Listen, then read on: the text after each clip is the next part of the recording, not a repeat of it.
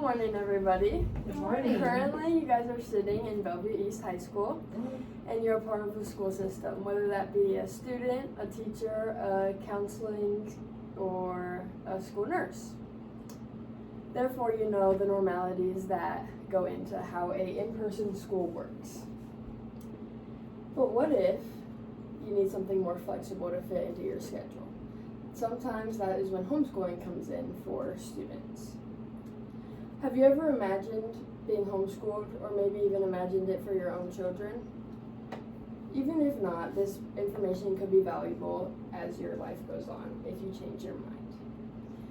Today I'm going to inform you on all of the need-to-knows needed to legally pursue homeschooling.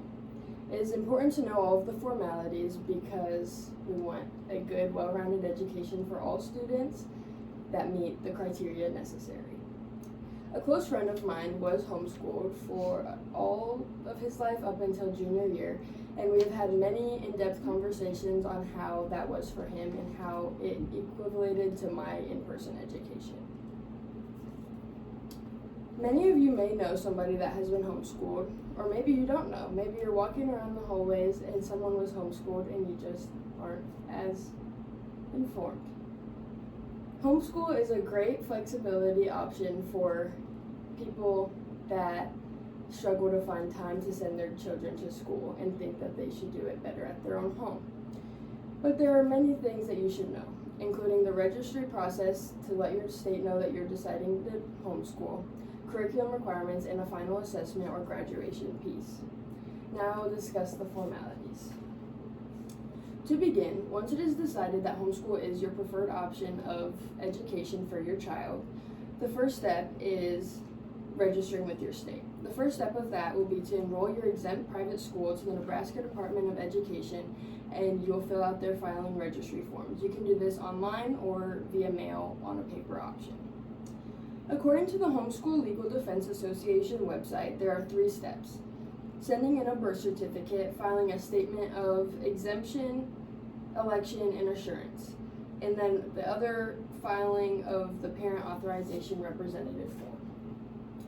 For the birth certificate, this is a one-time thing. You only need to turn it in at the very beginning of the year when your child first starts homeschooling. After that, you don't need to turn it in again.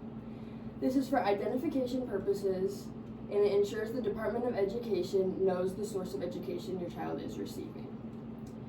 If you don't have a birth certificate, that is okay. You can use another reliable source of identification, but you must have that alongside an affidavit explaining why you don't have the birth certificate.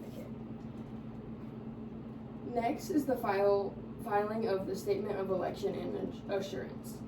As cited previously, according to the Homeschool Legal Defense Association website, this is the quote, reason for your desire to homeschool, end quote. If your reason is non-religious, you still will have to provide a full vaccination report unless further exempt from that as well, which is an extra form that you must file for.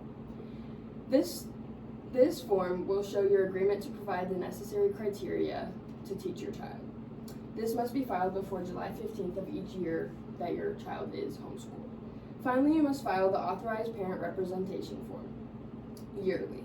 You must be a legal guardian to fill this out, and this will entail the hours of operation and all the details necessary to provide to the state about your exempt private school.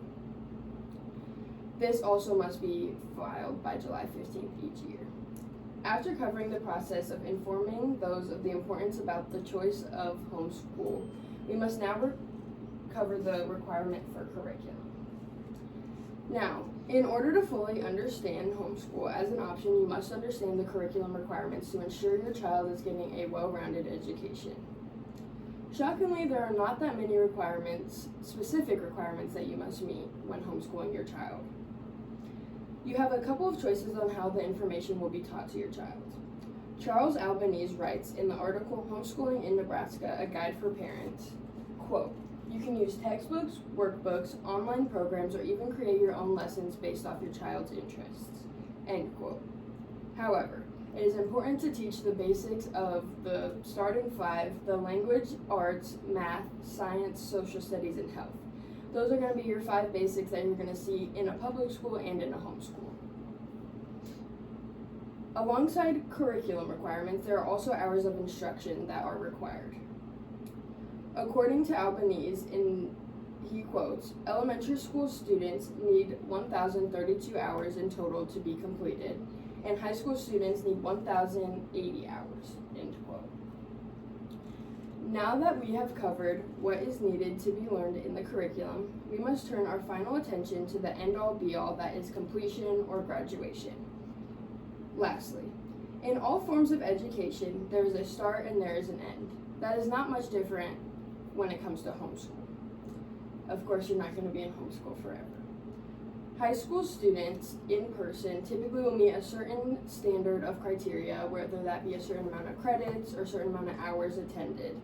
And then at the end, they have a big ceremony called graduation with a cap and a gown, and they are awarded a diploma as their certificate of completion. This is much different than homeschool. In a document provided by the Nebraska Department of Education, it is researched that the state will not issue a high school diploma for the completion of a homeschool. This is because they cannot prove entirely what you have taught. An exempt homeschool student that chose to do an online teaching of their homeschool, they will usually receive a transcript or a diploma based off that online site. Often decided if a family created their own specific curriculum for their student, it is often decided that the student will take their GED exam for their state, and that will be the equivalent to their high school diploma in order to get into college. ACTs and SATs, it is still important to take when deciding to go to college, even in homeschool. So you must sign up for those on your own. Now that you have all of the information necessary to understand all that goes into choosing homeschool for your choice of education, you can now feel confidence in your knowledge to decide. To sum these points up, we have discussed the beginning of the process, which is registering with your state. We have discussed the curriculum requirements and the end-all of graduation.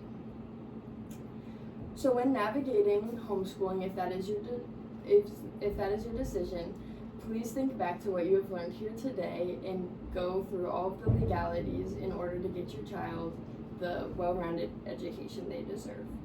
So if you're planning on traveling the world or exploring the depths of the sea, homeschool may be an option for you. But don't forget what you have heard today and go about it the legal way.